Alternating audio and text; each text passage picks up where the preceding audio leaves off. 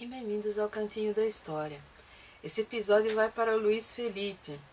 Luiz Felipe, que já me pediu um vídeo sobre os Templários e que tem um grande interesse nessa temática medieval e na cavalaria. Esse episódio é sobre Joana d'Arc. E Joana d'Arc é uma daquelas figuras em que mito e construção histórica, chauvinismo, patriotismo e toda uma série de elementos se misturam. Joana d'Arc viveu no contexto da Guerra dos 100 Anos. Quer dizer, ela nasceu em 1412 e faleceu em 1431. Então, para entender um pouco a sua trajetória de vida, é necessário primeiro que se pense a Guerra dos 100 Anos, que na verdade durou mais tempo. 100 anos é um nome de grife, digamos assim. A guerra durou 113 anos. E não é uma guerra qualquer, não é uma guerra simples de ser estudada, porque diversos monarcas, gerações e gerações se sucederam e períodos diferentes mostram momentos diferentes do próprio sentido de guerrear. O que eu quero dizer com isso? A Guerra dos 100 Anos começa por causa da Lei Sálica. A Lei Sálica é uma tradição que existia na França de que mulheres jamais poderiam herdar o trono. Então, nas famílias da realeza, sempre se esperava o filho homem, sempre se esperava uma criança do sexo masculino para suceder ao pai no trono. Quando nascia uma filha, essa filha era destinada ao casamento com um monarca de valor equivalente bem longe da França. Muitas vezes para efetivar tratados de paz ou tratados comerciais, outras vezes simplesmente para conseguir a estima de algum monarca poderoso. E quando eu falei sobre os Templários, eu falei de Felipe o Belo. Felipe o Belo, que morreu, acredita-se, em função da maldição do Templário, morreu deixando 4 filhos, 3 homens e uma mulher. A lenda diz que os filhos de Felipe morreram sem descendência.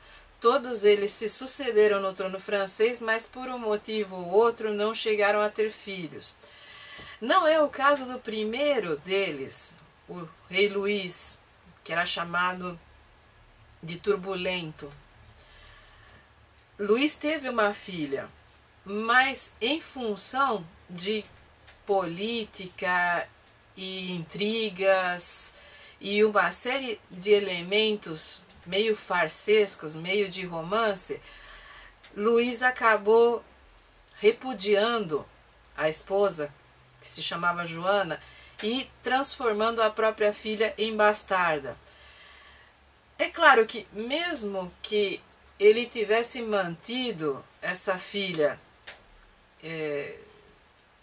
como de sua linhagem legítima, certamente ela não teria herdado o trono em função da Lei Sálica. Mas, nesse caso, mostra que todas essas lendas sobre maldição, elas não são muito bem contadas. Os filhos de Felipe tiveram descendentes, mas alguns morreram, outros eram mulheres. E quando chegou o último desses reis a falecer, só sobrava da linhagem de Felipe a filha, Isabel, que era casada com o rei Eduardo II da Inglaterra. Então, o rei da Inglaterra, num determinado momento, era neto de Felipe o Belo, neto em linha direta. Isabel não reivindicava o trono da França, quem reivindicava era seu filho, mas porque ele havia nascido de uma sucessão feminina e porque ele era o rei da Inglaterra, e Inglaterra e França não eram não eram dois reinos que se amassem, os franceses não aceitaram essa reivindicação. E é daí que começa o grande imbróglio da Guerra dos 100 Anos. Porque, por causa dessa política de casamentos francesa, a Inglaterra possuía vários feudos na França. Não era apenas Calais ou a Bretanha. A Inglaterra possuía muitos feudos na França. E havia alianças entre os senhores ingleses e senhores franceses. No momento em que a França está se firmando como Estado Nacional e em que o rei precisa ter poder, esse tipo de pulverização do poderio militar não favorece ninguém. Quando se dá a guerra, o que vai fortalecer o trono francês é que esses senhores feudais favoráveis aos ingleses e os próprios senhores ingleses vão se matar entre si, vão brigar. São mais de 100 anos. São mais de 100 anos de cercos terríveis em que as cidades são postas à míngua por causa da fome, da peste. São batalhas gigantescas, como a Batalha de Azincourt, que é o momento em que os ingleses parece que vão vencer a guerra, e até Henrique V consegue extorquir uma aliança casando com a filha do rei francês. Mas isso vai se sucedendo e sucedendo, e no momento em que Joana entra em cena, a França está começando uma retomada. A França tem um herdeiro, esse herdeiro tem que ser legitimado, mas principalmente a França cansou de perder, e é o momento psicológico da guerra para que surja um herói. Só que não surge um herói, surge uma heroína, e é uma donzela, é uma moça mística que ouve vozes de santos, que se diz enviada por Deus, que legitima o herdeiro francês e dá essa noção de que Deus está do lado da França nesse momento. Joana é uma figura construída ao longo do tempo. Joana não é unanimidade nem entre historiadores, nem entre romancistas, nem entre cineastas. Em vários momentos específicos da história da França, ela foi analisada de maneira diferente. Inclusive, e essa é uma questão importante, Joana permaneceu obscura nessa guerra, porque em uma guerra que durou mais de 100 anos, o momento em que ela batalhou, que foi menos de uma década, se perdeu nos relatos da guerra. Sua morte queimada na fogueira inglesa também não ajudava muito. Mas no século XIX, com o surgimento de uma literatura nativista, de uma literatura romântica, que tentava criar para a França modelos de heroísmo e noções de um patriotismo nacional, a figura de Joana foi resgatada e vários autores e historiadores passaram a se dedicar a construir essa imagem da heroína. E se vocês... eu me lembro de um livro de infância em que aparece Joana numa armadura reluzente, carregando uma bandeira imensa cheia de flores de lis e liderando o exército francês rumo à vitória. É de se pensar muitos desses detalhes. Nesse sentido, como o Luiz não é da área de história, as sugestões que eu tenho de leitura são sugestões mais voltadas para a parte cultural. Eu diria que existem vários filmes interessantes sobre Joana d'Arc. Existe o filme do Luc Besson, existe aquele mais antigo com a Ingrid Bergman.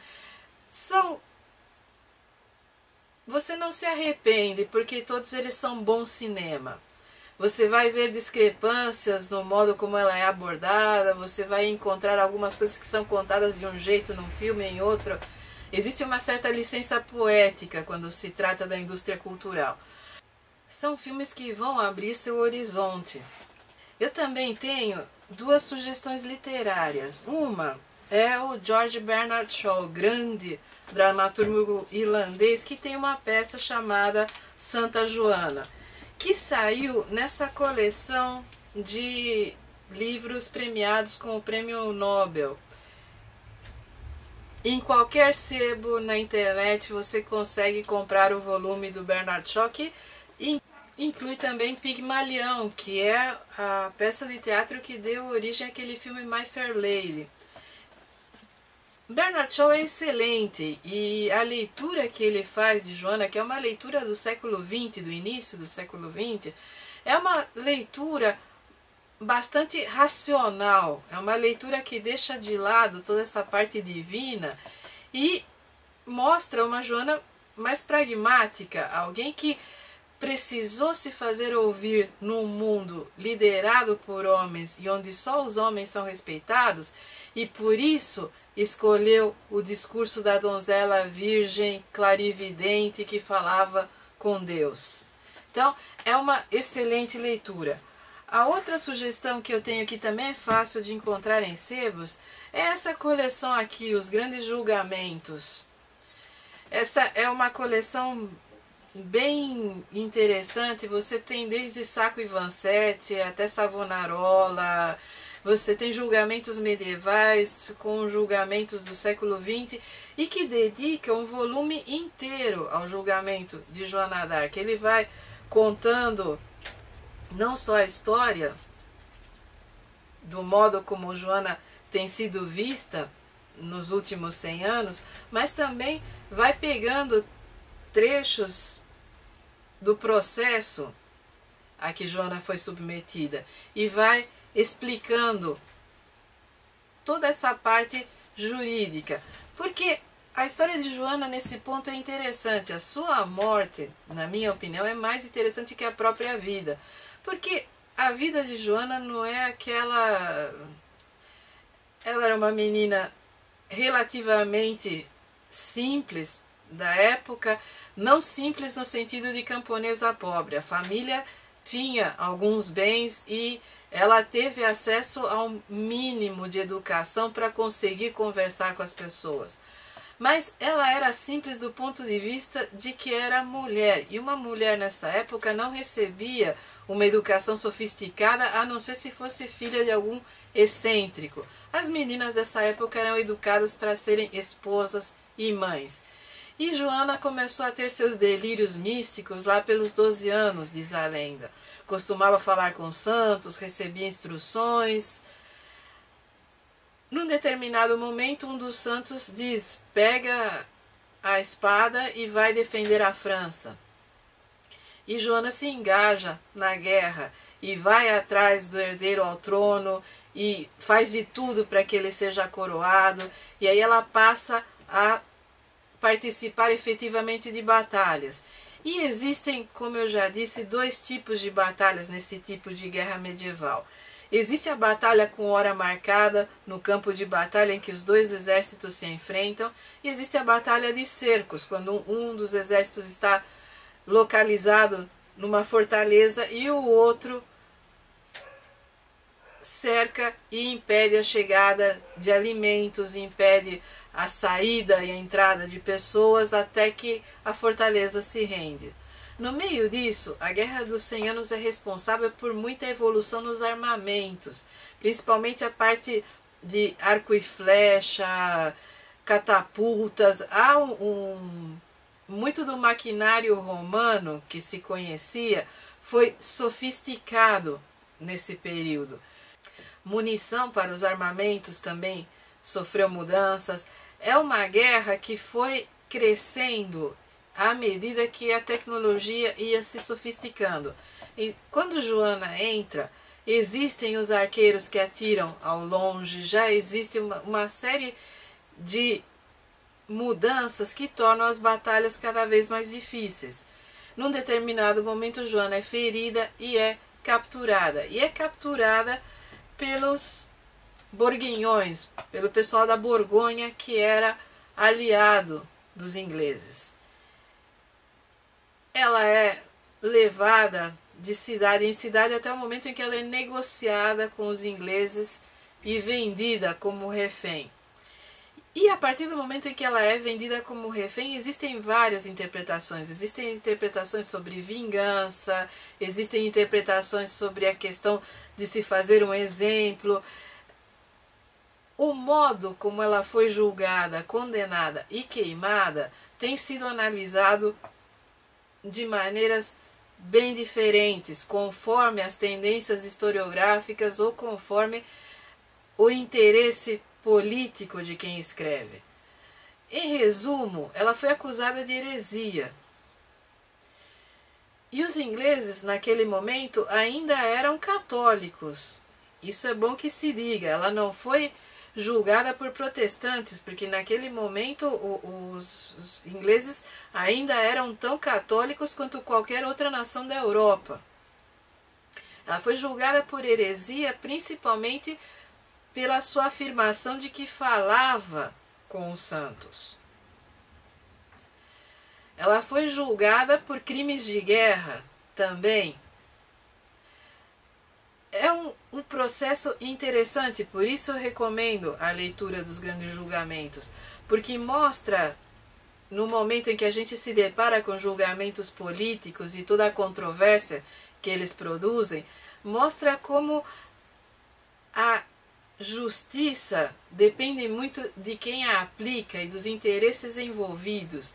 Um grande julgamento de grande repercussão, normalmente acompanha tendências políticas do seu tempo e é difícil pensar numa justiça neutra quando a religião está lado a lado com o Estado na hora de aplicar essa lei. O crime de heresia era um crime que interessava aos tribunais inquisitoriais, muito mais do que aos tribunais judiciários.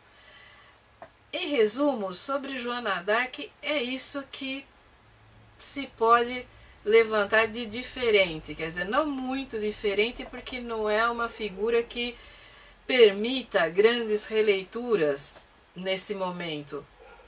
Eu recomendo muito a obra do Bernard Shaw, porque, embora a sua análise seja anacrônica, porque Bernard Shaw é um dramaturgo e não um historiador, ainda assim, essa peça de teatro deixa a gente com muitas perguntas e muito interesse para pesquisar sobre a época de Joana, para entender como é que uma mulher poderia se projetar dessa maneira numa época em que as mulheres não tinham o mesmo protagonismo social que os homens, se é que algum dia tiveram.